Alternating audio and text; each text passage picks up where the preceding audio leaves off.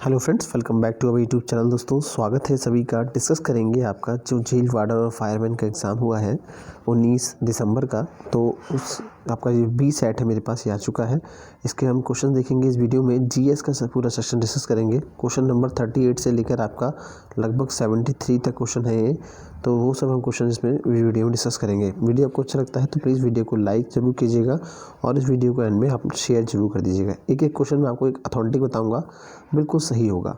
तो चलिए वीडियो को स्टार्ट कर देते हैं। सबसे पहले क्वेश्चन नंबर आपका 38 है। इतिहासकारों के अनुसार निम्नलिखित में से किसे दिल्ली का प्रथम सुल्तान माना जाता है? तो देखिए इसका राइट आंसर हो जाएगा कुतुबुद्दीन ऐबक। कुतुबुद्दीन ऐबक जो है वो गुलाम वंश का शासक था। ठीक है, ये मोहम्मद गौरी का गुलाम था। ऑप्शन नंबर बी सही हो जाएगा। इसे ही दिल्ली का प्रथम सुल्तान माना जाता है। अगला देखते हैं। क्वेश्चन नंबर 39 था।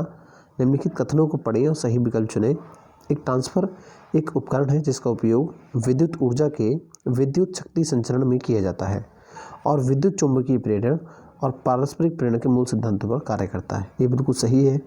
उपयोग किए गए कोर के माध्यम के आधार पर ट्रांसफार्मर। तो इसका राइट आंसर हो जाएगा आपका ऑप्शन ए भी सही है और सेकंड भी सही है। तो ऑप्शन ए वाला बिल्कुल सही उत्तर है। चलिए आगे देखते हैं। क्वेश्चन नंबर 40 है आपका। निम्नलिखित में से कौन सी भाषा भारतीय संविधान की 8वीं अनुसूची में उल्लिखित नहीं है? तो देखिए इसमें से संस्कृत, फारसी, कश्मीरी और संथाली, ये तीनों भाषाएं तो 8वीं अनुसूची में है, जो आपकी 22 भाषाएं दी हुई हैं, लेकिन आपका फारसी उसमें से कहीं नहीं है। तो राइट आंसर हो जाएगा ऑप्शन नंबर ए वाला फारसी। ठीक है, नेक्स्ट देखते हैं। उत्तर प्रदेश के नौटंकी, रामलीला, कजरी, झोरा, झपेली और निम्नलिखित में से किससे संबंधित है? तो ये सभी क्या हैं? यहाँ के जो है वो रासलीला हुआ, कजरी हुआ, झोरा, झपेली, ये लोक नृत्य हैं, शास्त्रीय नृत्य हैं, लोक चित्रकलाएं हैं या फिर प्रसिद्ध मेले हैं। तो ये यहाँ पर क्या हो जाएगा? ये सब यहाँ के शास्त्रीय नृत्य हैं। ठीक है, ऑप्शन नंबर बी सही हो जाएगा, क्लासिकल डांस है। ठीक है, नेक्स्ट देखते हैं। नीलगिरी खापली भारतीय कृषि अनुसंधान संस्थान द्वारा जारी निम्नलिखित फसलों में से किसकी एक उच्च उपज वाली किस्म है? किसकी एक उच्च उपज वाली किस्म है? तो इसका राइट आंसर हो जाएगा आपका चावल। ठीक है, अगला देखते हैं। केंद्रीय पुलिस प्रशिक्षण अकादमी CAPT में निम्नलिखित में से किस श्रेणी के अधिकारियों को बुनियादी प्रशिक्षण मिलता है? तो ये केंद्रीय पुलिस अकादमी में आपका जो ग्रुप C के लोग होते हैं, ग्रुप C के अधिकारी होते हैं, इनको प्रशिक्षण दिया जाता है। क्वेश्चन नंबर 44 है। अगस्त 2020 में शौर्य चक्र पुरस्कार से किसे सम्मानित किया गया था? ऑप्शंस आपके हैं विशाख नायर, मेजर आनंद सिंह, GD बख्शी या फिर विशाल कुशवाहा। तो इसका राइट आंसर हो जाएगा आपका विशाख नायर हो जाएगा। ये आपका 44 असम राइफल्स के जवान हैं। ठीक है, इनको ये मिला, सॉरी राष्ट्रीय राइफल्स के हैं, माफ़ कीजिएगा, असम राइफल्स नहीं। और कुछ कुल मिलाकर यहाँ पर 2-3 लोग और थे आपका। एक तो कर्नल KS रावत थे, स्पेशल फोर्सेस से थे शायद वो, एक मेजर अनिल थे कोई। ठीक है, हवलदार आलोक कुमार थे। तो इस प्रकार से 3-4 लोगों को दिया गया था। ऑप्शन नंबर विशाख नायर से इसमें राइट आंसर हो जाएगा। अगला देखते हैं। इथोपिया की मुद्रा का क्या नाम है? तो इथोपियन बिर इसका राइट आंसर हो जाएगा, ऑप्शन नंबर डी वाला। अर्जेंटीना की राजधानी क्या है? बहुत ही सिंपल क्वेश्चन था, बहुत सिंपल पेपर आया था आपका। अर्जेंटीना की राजधानी आपकी Buenos Aires, option number A सही है। ठीक है, अर्जेंटीना की मुद्रा क्या यदि पूछी जाए तो अर्जेंटीनियन पीसो। अगला देखते हैं। मानवाधिकार परिषद निम्नलिखित में से किस वर्ष गठित किया गया था? देखिए मानवाधिकार परिषद का गठन किया गया था आपका 15 मार्च सन 2006 को। ठीक है, ऑप्शन नंबर सी वाला आपका राइट आंसर हो जाएगा। भारत में कितने गुप्तचर प्रशिक्षण संस्थान हैं? तो देखिए एग्जैक्टली इसका आंसर मुझे नहीं पता है, आप लोग उसमें एक बार इसका गूगल कर लीजिएगा। अगला देखते हैं। प्रसिद्ध पुस्तक द कैलकाटा क्रमोसम निम्नलिखित में से किस लेखक द्वारा लिखी गई है?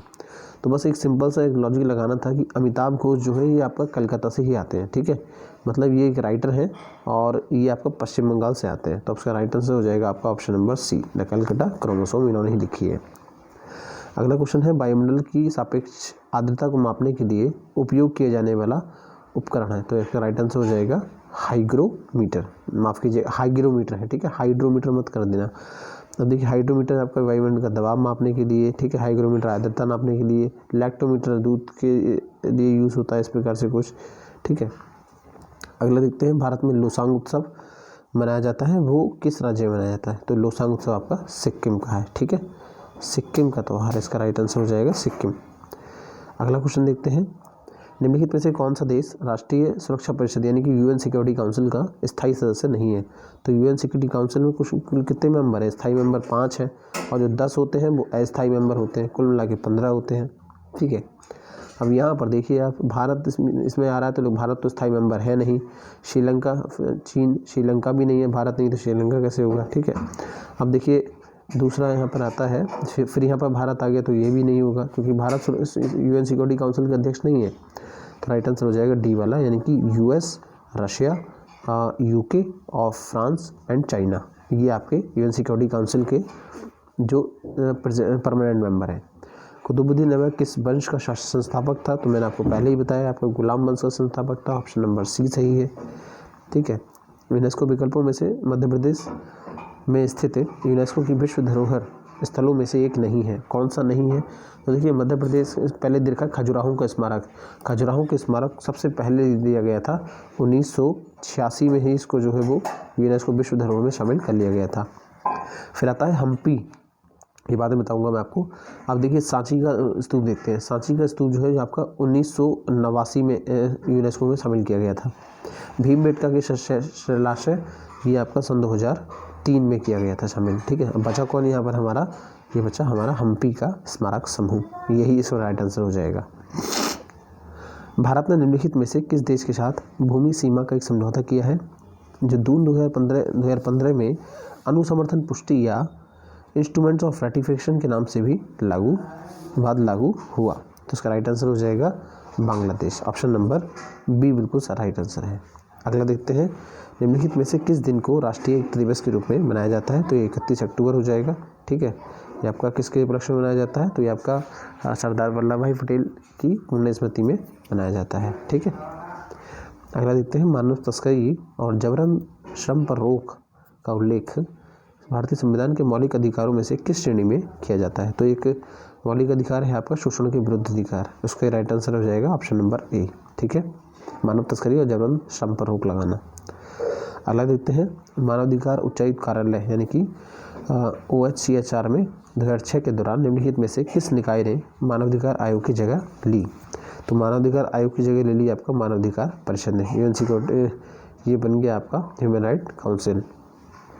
अगला देखते हैं, भारत में नोटबंदी कब हुई? सभी को पता होगा, सन 2016 में हुई थी और प्राइम मिनिस्टर आए थे टीवी स्क्रीन पर 8 नवंबर को 8 बजे। ठीक है, ये घोषणा की गई थी कि भैया कल से नोट बंद हो जाएंगे। तो इसका राइट आंसर हो जाएगा ऑप्शन नंबर ए वाला। अगला देखते हैं हम, क्वेश्चन है आपका, जनवरी 2020 में आशुगंज और अखौरा के बीच 50.58 किलोमीटर लंबी सड़क को 4 लेन के मार्ग में परिवर्तित करने के लिए निम्नलिखित में से किस देश ने भारत के साथ एक समझौते पर हस्ताक्षर किए हैं? तो ये सड़क बनेगी, ये बनेगी आपका बांग्लादेश में। ठीक है, कहाँ से? आशुगंज से अखौरा के बीच में। तो भारत के साथ बांग्लादेश ने हस्ताक्षर किए होंगे, ऑब्वियस सी बात है। अगला देखते हैं, 1913-14 में टाना भगत आंदोलन के नेता कौन थे? देखिए यही इसी क्वेश्चन में इसका आंसर छिपा है, जो भगत है यही राइट आंसर हो जाएगा, जतरा भगत ने यह आंदोलन स्टार्ट किया था। ठीक है, अगला देखते हैं, भारतीय संविधान के नीति निर्देशक सिद्धांतों की अवधारणा कहाँ से ली गई है? तो ये मोस्ट इंपोर्टेंट क्वेश्चन, कई बार पढ़ा होगा, आयरलैंड के संविधान से लिए गए हैं। इनमें से किसकी खेती भारत में जायद फसलों के रूप में जानी जाती है? तो जायद फसलों के रूप में कौन सी जानी जाती हैं? मैं आपको बता देता हूँ। देखिए तरबूजा हुआ, ककड़ी हुआ, खीरा हुआ, खरबूजा हुआ, मूंग हुआ, ये सब क्या है? जायद की फसलें हैं। तो इसमें से कौन सा? तरबूज इसमें राइट आंसर है। ठीक है, ये सोयाबीन, कपास, गेहूँ नहीं होगा, तरबूज इसमें आपका राइट आंसर होगा। अगला देखते हैं, पुलिस के आपका लगाना था, पुलिस के रैंक को निचले क्रम से उच्च क्रम में लगाएं। तो देखिए जो सबसे छोटा है उसको पहले रखें और जो सबसे बड़ा है उसको बाद में रखें। तो यहाँ पर देखिए हेड कांस्टेबल, इंस्पेक्टर, ये सही है, इंस्पेक्टर, फिर पुलिस उप महानिरीक्षक। ठीक है, पुलिस उप महानिरीक्षक और फिर पुलिस अधीक्षक, ये नहीं होगा। ठीक है, अगला देखते हैं, हेड कांस्टेबल, ये सही है, इसके बाद इंस्पेक्टर आता है। ठीक है, फिर सहायक उप पुलिस अधीक्षक, सहायक पुलिस अधीक्षक और उसके आता है पुलिस उप महानिरीक्षक, ये बिल्कुल राइट आंसर है, ऑप्शन नंबर बी वाला। सी वाला देख लेते, सी क्यों सही नहीं होगा? हेड कांस्टेबल डायरेक्ट आपका DGP पर आ गए, ये बिल्कुल सही नहीं होगा। ठीक है, अगला देखते हैं, ये आपका उप पुलिस महानिरीक्षक शुरू हो रहा है, फिर इसके बाद हेड कांस्टेबल तो छोटा होता है, ये गलत हो गया, ऑप्शन नंबर बी सही है आपका। अगला देखते हैं, नोटबंदी से पहले अर्थव्यवस्था में 500 रुपये के नोटों की कितनी संख्या थी? तो आपका लगभग 16,000 करोड़ बताए गए थे, है ना। नोट 16,000 करोड़ रुपए बताए गए थे, और जिसकी जो टोटल वैल्यू निकल के आ रही थी 500 के नोटों की, वो थी आपकी 15.40 लाख करोड़। ठीक है, इतने लाख करोड़, इतनी वैल्यू थी। ठीक है, तो नोट कितने थे आपका? 16,000 करोड़ बताए थे आपका, जो जमा किए गए थे आरबीआई ने। तो ये लगभग कितना था? 99 पॉइंट समथिंग % था। तो भैया 16,000 करोड़ बताया गया था, और यहाँ पर कितना दिया गया है? 16,196 करोड़। तो ऑप्शन नंबर सी बिल्कुल सही होगा। 500 के नोटों की संख्या 16,196 करोड़ थी। अगले देखते हैं क्वेश्चन, मार्च 2020 में उत्तर प्रदेश सरकार द्वारा जारी आंकड़ों के अनुसार उत्तर प्रदेश के निम्नलिखित में से किस जिले के राज्य की जीडीपी में अधिकतम योगदान दिया है? तो यह आपका नोएडा जिला, ऑप्शन नंबर ए सही है। सबसे ज़्यादा औद्योगिक क्षेत्र है, इंडस्ट्रियल एरिया है, और कई सारा विदेशी निवेश भी हुआ है, तो इसलिए इसके जीडीपी में अहम योगदान है उत्तर प्रदेश की। निम्नलिखित विकल्पों में से किसे भारत और चीन के बीच प्रभावी सीमा कहा जाता है? तो ये सीमा थी आपका मैकमोहन रेखा। ठीक है, नेक्स्ट देखते हैं। देखिए, इसमें मैं आपको बता दूं कि जो रेड क्लिफ लाइन है ये आपका भारत पाकिस्तान के बीच में, डूरन लाइन है आपकी पाकिस्तान और अफगानिस्तान के बीच में। पाक जलडमरू मध्य किसके बीच में है? ये आपका जो है दो देशों के बीच में, भारत और श्रीलंका। ठीक है, इसको भी आप याद रखिएगा। नेक्स्ट देखते हैं, निम्नलिखित में से किस देश ने सबसे पहले जीएसटी लागू किया था? तो सबको पता है इस समय जीएसटी लागू हो रहा था आपका 1 जुलाई सन 2017 से। ठीक है, तो ये सभी को पता है। इसका उदाहरण दिया जा रहा था गवर्नमेंट के द्वारा कि फ्रांस में ऐसी व्यवस्था पहले से ही लागू है। ऑप्शन नंबर डी आपका इसमें बिल्कुल सही होता। जून 2020 में भारत और चीन के बीच संघर्ष के बाद राष्ट्रीय सुरक्षा और गोपनीयता की चिंताओं का हवाला देते हुए भारत सरकार द्वारा कितने चीनी ऐप पर प्रतिबंध लगा दिया गया था? तो ये बात थी आपकी 28 जून को, जब हमारे गलवान वैली में हमारे जो मार्टियर्स हुए थे, जो जाबाजों ने अपना बलिदान दिया था, उसके बाद सरकार ने एक कठोर फैसला लेते हुए चाइना के लगभग 49 ऐप्स को ब्लॉक कर दिया था भारत में। ठीक है, इस पर प्रतिबंध लगा दिया था। तो ये थे आज के हमारा एनालिसिस, जो कि आपका जीएस से संबंधित है। इसके बाद आपको हिंदी का भी वीडियो मिल जाएगा, सो मैथ और रीजनिंग का भी हम इसका जल्दी से वीडियो अपलोड कर देंगे। यदि आपको वीडियो अच्छा लगा है तो प्लीज़ वीडियो को लाइक करिए, वीडियो को शेयर करिए, और चैनल को यदि सब्सक्राइब नहीं किया है तो प्लीज़ चैनल को सब्सक्राइब करके दीजिएगा। Thank you for connecting with us.